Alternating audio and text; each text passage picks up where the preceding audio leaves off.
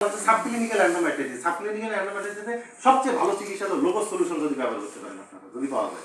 আর যদি না পান তাহলে যে ভাইটামিন সলিউশন আছে না, ওরাল মাউথ ওয়াশ, কবিসে ওরাল আছে না, ওরালটা কিন্তু ড্রেসিং করাটা দিয়ে না, তাহলে এত পরিমাণ ধরবে না, একটা গরু লাফাইতে গরু মারা যাবে। দিতে হবে কোনটা? ওরালটা 30 থেকে 40 মিনিট জ্বরের ভিতরে ঢুকে দিবেন, দিয়ে ম্যাসাজ করবেন না, কোনো কিছু করবেন না, ঠিক আছে?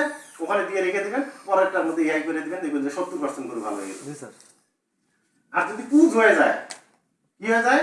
পুজ হয়ে যায়, তাহলে বায়োমেট্রিক যদি হয়ে যায়, দয়া করে প্রথমবার কি করবেন, পুজগুলো আগে কি করবেন? পরিষ্কার করবেন। কি দিয়ে করবেন? ঠান্ডা পানি কখনো ওখানে দিবেন না। স্যালাইন ওয়াটার আছে না, ওর মধ্যে কিছু পবিসেট, কিছু পটাশ, গ্লুকোনেস কি আছে না, টিএইচ4 আছে না, অ্যান্টিসেপটিক গুলো আছে না, একটু পরিমাণ মতো ওখানে দিবেন, দিয়ে কি করবেন? এই পুজগুলো কি করবেন? পরিষ্কার করে ফেলাই দিবেন। কারণ পুজের উপর ওষুধ দিলে কাজ করবে, কিন্তু সময় বেশি লাগবে। আর পুজ যদি ওয়াশ করে যদি ভালোভাবে আপনি দিতে পারেন, ফ্লাশ করে নিয়ে এসে যদি দিতে পারেন, তাহলে দেখবেন চুম্বুকের মতো করে একবার ওষুধ আপনাদের মধ্যে, ঠিক আছে? এইটা এক নম্বর কাজ করবেন। যদি পায়োমেট্রিয়াইটিস পুজ হয়ে গেছে সেই ক্ষেত্রে, তাহলে কি করবেন আপনারা? এক নম্বর অপশন, আমি 4টা অপশন দেবো, যেটা ভালো লাগে সেটা আপনি করবেন।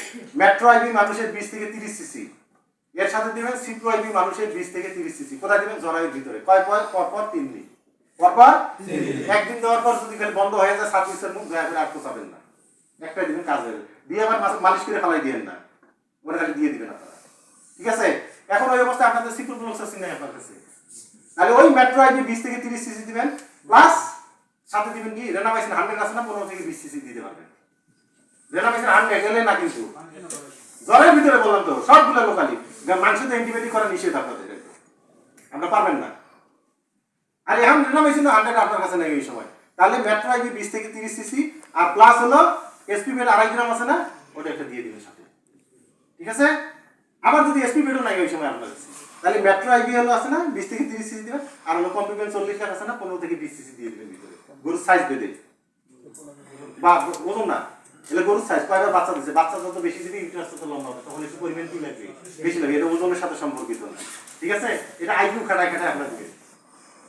এটাকে আমি আপনাদের একটু ধারণা দিলাম, এইভাবে আপনারা কি করবেন? এআই করবেন। কিন্তু দুইটা ইনজেকশন একই সিরিঞ্জের মধ্যে নেবেন না, দুই সিরিঞ্জের মধ্যে নেবেন। এই যে এআই ঢুকাইছেন না, এই যে মাথার মধ্যে একটা দিয়ে বলবেন যে এটা ফিলা ফেলা, আরেকটা লাগাই দিয়ে গেলেন, আরেকটা দিয়ে দিবেন, ঠিক আছে? এটা দিলে তো ভিতরে জীবাণু মারা যাবে, কিন্তু ওখানে যে ঘা হয়েছে, পুজ হয়েছে, ওটা শুকাবেন কিভাবে? ক্ষত হয়েছে না ওখানে, নাহলে পুজ আসতে করতে গিয়ে এটা শুকাবেন কি দিয়ে? কি করতে হবে এখন? আর কি করতে হবে? আর বডিতে কি মারতে হবে? অ্যান্টিবায়োটিক। এই যে বড় ডাক্তার কিছুই মারা লাগে না, 83 দিবেন। পরপর 3 দিন দেওয়ার পর কি দিবেন? 83 দিবেন। মাংসের মধ্যে 3 থেকে 5টা ডোজ দিবেন। কয়টা দিবেন? 5টা ডোজ। যে কোম্পানির যে ডোজ যতদিন পরপর দিতে বলছে ঠিক ওই মাত্রায় দিবেন। এর নিয়ে কোনো কোশ্চেন করেন না আমাকে, একবারে বলে দিলাম, যে কোম্পানির যে ডোজ যতদিন পরপর দিতে বলছে এর উপরে 83। কয়টা ডোজ দিবেন? 5টা। এখন এটা দিলেই তো ভালো হয়ে যায়, কিন্তু ডাক্তারি মুন্সিয়া না হলে এই জায়গায়, ঠিক আছে? এ আবার জিঙ্ক ছাড়া ভালো কাজ করে না, ভালো কোম্পানির জিঙ্ক 40 থেকে 50 ml খাওয়াই দিবেন। দিয়ে আবার ক্যালসিয়াম ছাড়া ভালো কাজ করে না, 40 থেকে 50 ml ক্যালসিয়াম হয় মাংসের নিচে না, সামনের নিচে নালে ডিসিপি প্লাস আছে না, অপশনিং কোম্পানি, এটা খুবই ভালো, এটা আপনারা খাওয়াই 50 গ্রাম করে খাওয়াই দিতে পারবেন। আবার সেলিনিয়াম ছাড়া কাজ করে না, তাহলে সেলি ট্যাবলেট আছে বা ইসেল ট্যাবলেট আছে না, ওটা ডোজ অনুযায়ী সাথে খাওয়াই দিবেন। যেদিনই 83 দিবেন সেদিনই এই 3টে জিনিস দিতে হবে। আজকে 83 দিবেন, কালকে জিঙ্ক দিবেন, তারপর দিন ক্যালসিয়াম দিবেন, কাজ হবে না। যেদিনই 83 দিবেন সেদিন এই কাজটা করতে হবে। এগুলো দেওয়ার পর এগুলো যদি দেন, তাহলে Hanif, Nabil, Shyamoli, Sabira, Golden Line, Green Line, গাড়ি গুলো কেমন চলে? আস্তে না জোরে চলে?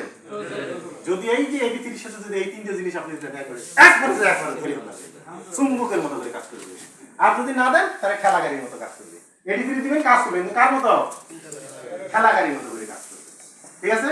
এগুলো দেওয়ার পর পরে যে ডাকে আসবে ওই ডাকের মধ্যে কি করবেন না, এআই করবেন না, একটা বীজ দিয়ে পরেরটার মধ্যে কি করবেন? এআই করে দিবেন, গরু কি করবে?